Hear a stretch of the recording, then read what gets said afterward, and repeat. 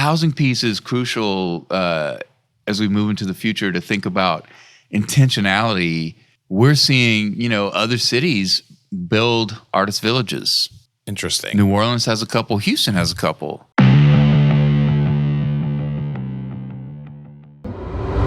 All right. Well, welcome to the next episode of the Greater Texas Podcast. And I am very lucky to be joined here by John Riedie. Thanks, John, for being here. Hey, you're welcome, Sean. John, why don't you tell us a little about yourself? Where are you from originally? And I am from deep bayou country, Louisiana. Thibodaux, Louisiana, in fact. Where's Thibodaux? Thibodaux is about 40 miles west of New Orleans. Gotcha. Very Cajun. Gotcha. Yeah. And we're recording this right before the holidays. You're going back there. I am going back there. That's exciting. Looking forward to the food and the massive family. Huge Catholic, huge family. Well, that's great. That's great. And then, did you come to Austin for college? Is that what I did. I came to UT in '88. Okay, and just stayed? Just stayed. It was a great place. It was a lot different back then, too. Right? It was a lot different. Yeah. It was a small college and government town, really. That was about it. I graduated law school in 2001, and at the time, I started in Houston because you really couldn't get jobs in Austin, like at big law firms. I mean, there were a few, but not very many. Wow. People went to Houston and Dallas, basically. Not that I didn't go to UT, but why didn't you stay? We used to have shirts at South by Southwest that said, "Don't move here."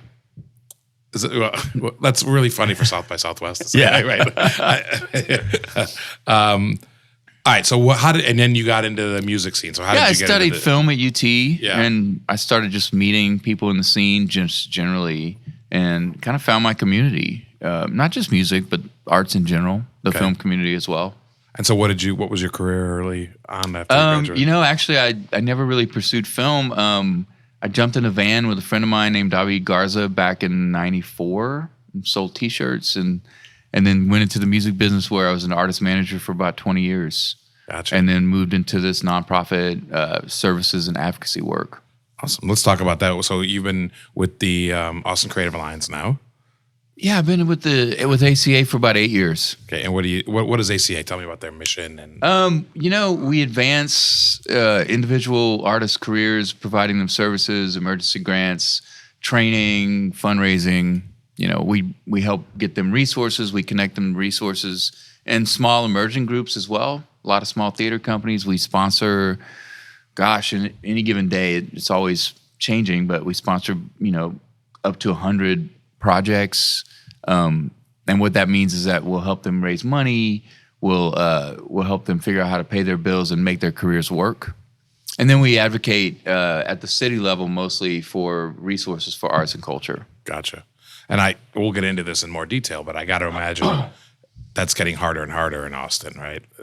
I think it's harder for individual artists to make a living here. It's harder to start a new arts company, whether that be a music venue or a theater company. Just cost of living. Right, exactly. And so what is your typical day you're CEO of ACA, is that yes. Right? What does your typical day then entail? It really is, who knows? Is there a typical day? There's not a typical day. I'm always getting calls and picking up the phone and helping people solve their problems. Whether it's, just a couple of days ago, a musician who lost her space at the Mosaic Sound Collective, which closed down recently, or also an architect who's looking for an office space. We have some spaces that we sublet. I helped an artist write a grant last week. It's just people call me, they need something to help their artistic practice or their arts company figure it out, and I just jump in and do it. Gotcha. And is ACA, is most of their funding from private donations or from the government or a mix or what? We primarily an earned income model. So, for example, we'll help an emerging arts company raise money through something called fiscal sponsorship. So they're not a nonprofit yet, for example, but they want to raise donations to put on a show, and we'll help them raise that money, and we take a percentage of the donations raised. Gotcha. So fee-for-service work. We used to get funded by the city of Austin. That kind of didn't stop during the pandemic. And yes, lots of donations and support. Membership fees. We're a membership organization. We have about 600 members, and everybody pays a little bit. Gotcha. Well, one of the reasons I wanted to have you on, and this is kind of the meat of the discussion, is obviously arts are so central to Austin, right? And when we think of sort of what made Austin cool and what made it, attractive from the beginning, it was its arts community, really. That was really at the forefront of making that a cool and hip place to be. And as we have this massive growth in Central Texas. We've talked about this before many times. It's getting harder and harder to continue to have artists here and making a career. And so I wanted to have you on to talk a little bit about that and just maybe start with your overall thoughts about that in general. I think, the growth's been so fast. Obviously, Austin's been a successful community for a long time. It was growing in the 90s. I mean, I remember in 94, we were like, oh, this boom. In 99, we were like, oh, this boom.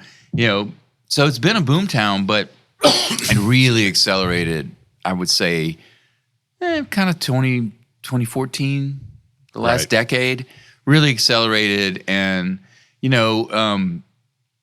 it caught a lot of the arts community off guard. Two things happened. One, the rents went up, both commercial and for housing. And so the commercial rents going up resulted in just tons of spaces closing and going away. Pump Project, for example, which had 40 plus artist studios, just went away, and it happened suddenly. You get notice that your lease is not going to be renewed, right? And suddenly 40 artists have nowhere to work. Many music rehearsal studios like Music Lab have closed. Multiple theater spaces and music venues have closed. And really, from about 2016 till now, it's been a bloodbath of spaces, and they haven't been really replaced. Artists are making do. A lot of them are leaving. And the really scary part for me is that we don't see younger artists flocking to Austin the way they used to start their careers. And that's not to say that there are no young artists coming. It's a big city. There's always going to be people making art. But in terms of being a center that just draws young people to start somewhere, it's not as often here. And so that means that we're going to really see the effects in the future if we don't do something about it. And that has a ripple effect. And obviously, we work in the business community. I work in real estate, and I see all these developments and all the people coming to Austin, but not having the artists here and doing this art is going to have a ripple effect throughout the rest of the community or the business community and just Austin in general. It's going to make it a less desirable place to be. Yeah. I mean, you imagine, like I said, it's hard to envision. There will always be artists in any big metro area. Right. For sure. It's just it's a matter of degree. How big of a component is that? How interwoven is it into daily life? And that means really the difference between a city that is generating local culture, that is creating a distinct identity for itself, right, or a city that's just like everywhere else. And I think that's you're not going to stop seeing art in the city of Austin.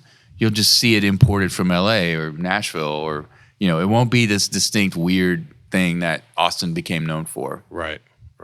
Well, let's talk about, you mentioned two specific areas. So let's break those down. Let's talk first about housing and what you're seeing with your artists that you work with as far as being able to get housing. Are they having to live farther out, or are they just not, or what's going on? Yeah, I think there's been a lot of coverage of, artists moving out to towns like Lockhart is especially trendy, and that's great. I personally have lots of friends who moved to Buda and Lockhart and other places within like an hour radius of town. Those tend to be the artists who are established. Right. They want to stay in Austin because they've built an audience here or their patronage is here. So they want to be in the metro area. Again, that tends to be older artists who've got their stuff together. Right. Not younger artists. Right. And so, I mean, the rents are just, if you're a renter in Austin, you have to make a lot of money. Yes. In fact, it's more expensive to be a renter than if you bought your home, 15 years ago. Right. So those artists who were lucky enough to purchase their homes prior to this boom that started a decade ago are still in the central city. But other than that, folks started buying outside, and renting is impossible. Like, people are just moving out, not doing it. If you look at, for example, just a couple of months ago, somebody on Facebook, I can't remember who, a musician, posted the music listings for a Tuesday night in Austin in the late 90s. Okay. It's like 97 events. Okay.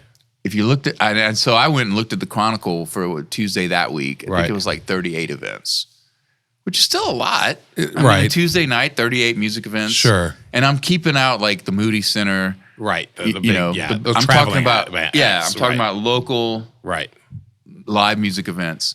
So that's a significant difference, especially with the Metro being quite a bit bigger than it was 23 years ago. So housing reverberates through everything. And I'm talking about musicians right now, but I mean, this goes for actors and of course visual artists and, filmmakers, et cetera. The housing piece is crucial as we move into the future to think about intentionality. We're seeing, other cities build artist villages.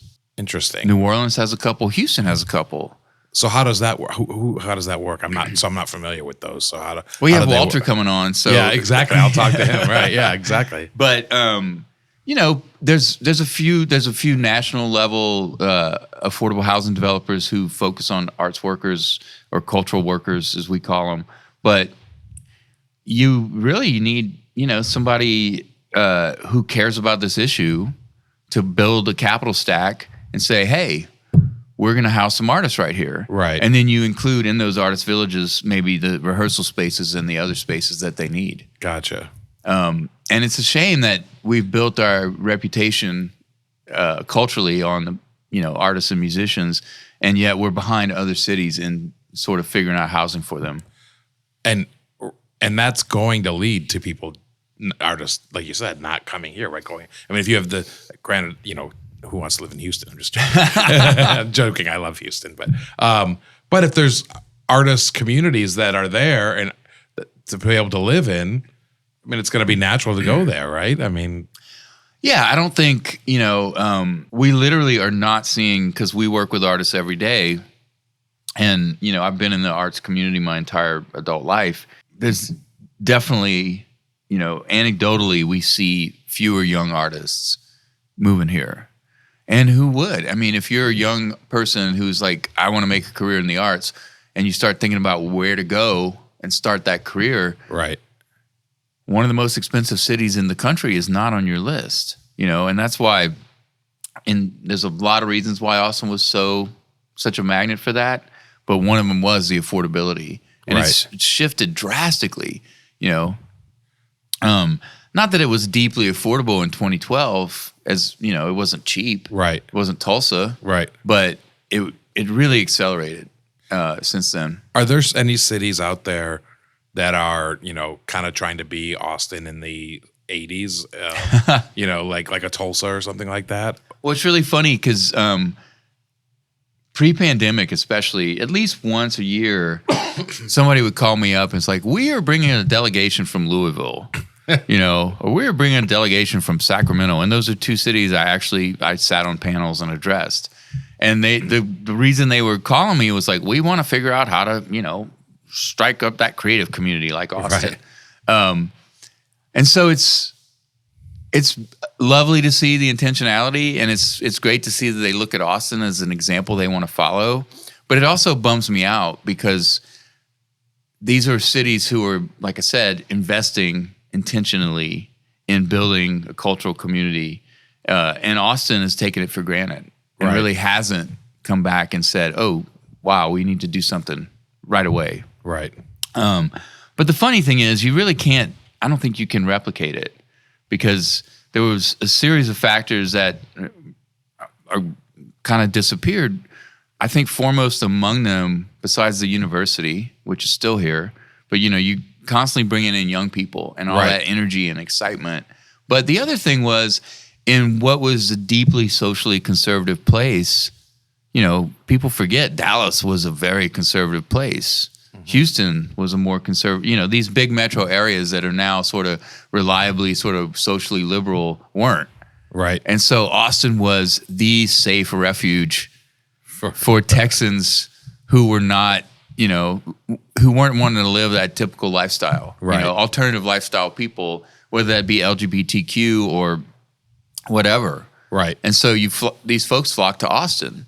They got here as fast as they could because it was a safe place to actually be a weirdo, Gotcha. And pursue whatever. So that and the university and the affordability were sort of the factors I think that contributed to it. Because this, Austin was that kind of place in the 60s, right, where it was okay to let your freak flag fly and do your own thing. And so that is where I think the roots are. Really because, Texas was so conservative, socially conservative. Right.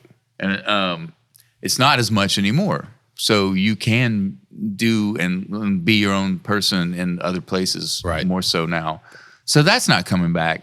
But I do think that we could, as a community, start a more robust conversation about what it would mean to be a great place for artists to live today. And then the other part is as commercial, we see commercial real estate prices, leases, whatever, have skyrocketed in the last 10 years also.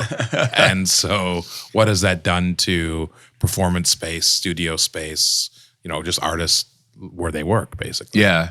Well, I mean, it contributes to the whole cost of living as well because artists have to spend more out of pocket to provide themselves a workspace.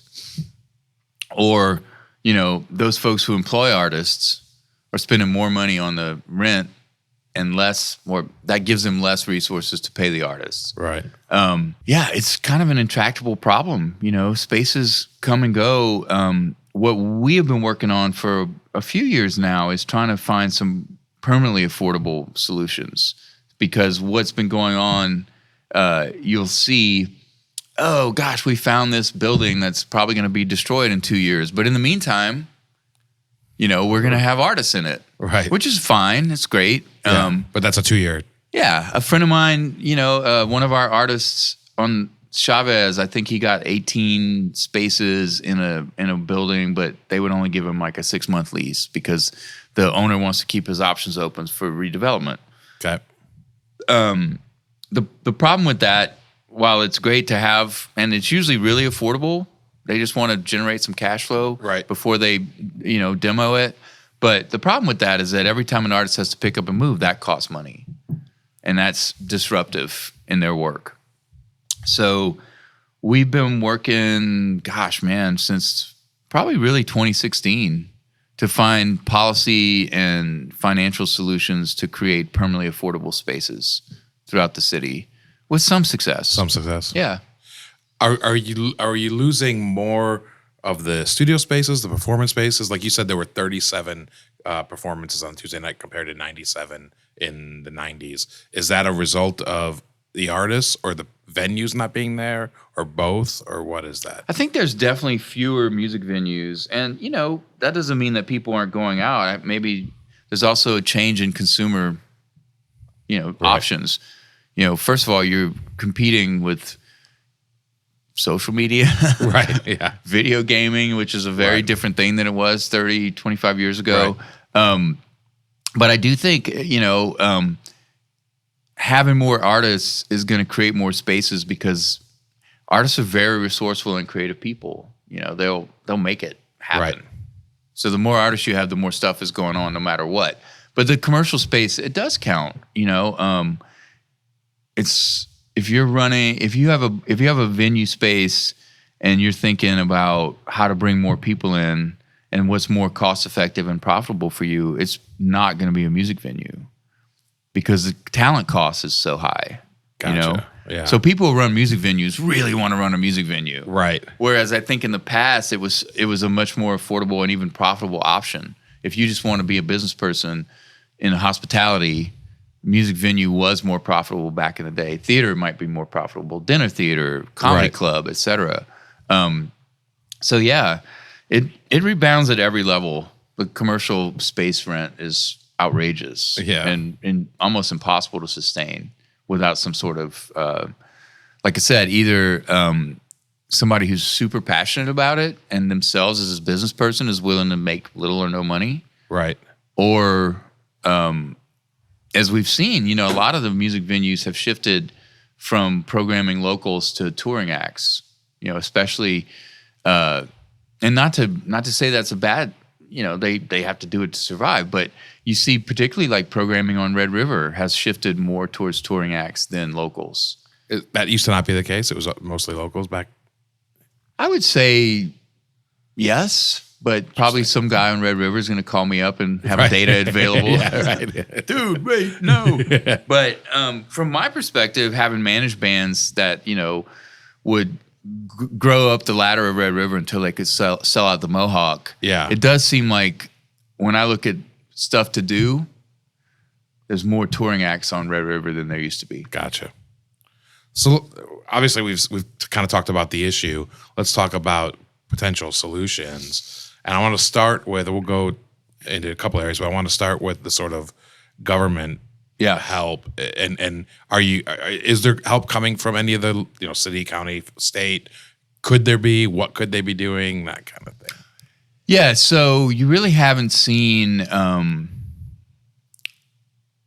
in these successful cities, boom cities or whatever that you would call like, whether it be Nashville or Seattle or San Francisco. I mean, we all know the places where people want to be, and the cost of living is commensurate with that, right? Right. There hasn't been a successful sort of sustainable cultural solution without city government involved. Okay. Sometimes that's just money. San Francisco in particular spends like $65 a year per capita on the arts. That's a lot. Austin is no slouch. I think we're probably close to $20 per person a year. But what is that like in San Francisco? What are they spending that money on? Is it to subsidize rents and studio spaces? I mean, it is, and the thing about a cultural sector is that outside of the big high level mass media stuff, it's never been a commercially sustainable thing. I mean, Michelangelo had patrons, Da Vinci had patrons. Right. So and especially big cities that pride themselves in their cultural, vitality, New York, Chicago, San Francisco, invest public money in culture. And it takes a lot of different forms. It could be, San Francisco and Pittsburgh, for example, combine public and philanthropic dollars to subsidize spaces. New York, as a state, New York State has a program that provides universal basic income for a certain amount of artists. So there's a lot of ways it looks, but it's always a combination of public funding and philanthropic funding. And where Austin falls short is a philanthropic side. Okay, yeah. So we do well with the public funding, but we haven't really figured out how to unlock that philanthropy. That was the next part to talk about. So let's talk about that. So what do you see in Austin versus even like Houston or Dallas or New Orleans or wherever from the philanthropic side? Well, one thing is that we don't have the kind of old, deep well of wealth. Right. Well, and old money's all relative, right? But there's cattle money in Fort Worth, and there's oil money in Dallas, and there's but we've never really had that here. That generational wealth, that huge pile of generational wealth. But there is a lot of wealth here. Right. And especially increased lately. And now the key is to how do you tap into it? What is the value proposition for the folks who have those resources? To say to them, it will be a good thing for you to invest in culture. And sometimes they just do it for themselves. They believe in it. They realize how important it is. But more often than not, you want to make the value proposition to say, hey, you real estate sector, hey, tech sector, your future in Austin is going to be more successful if you invest in keeping the culture vital so that Austin has things to offer that you can't find anywhere else. Because like I said at the top, there's going to be culture. Right. But is it the same culture you get in Salt Lake City or, right. Tucson or whatever? Or is it something distinct to Austin? Right. And that's where I think we have to come back and say, yes, we want that. We want something that's Austin only, that makes, Austin distinct. And then talk about how do you fund it? And there's a bunch of ways, direct philanthropy, of course, and the municipal funding as well. But, there's ways to do it with policy. So how do you make putting a studio complex in a new mixed-use development, how do you make that make sense for the developer? How do you incentivize that for them?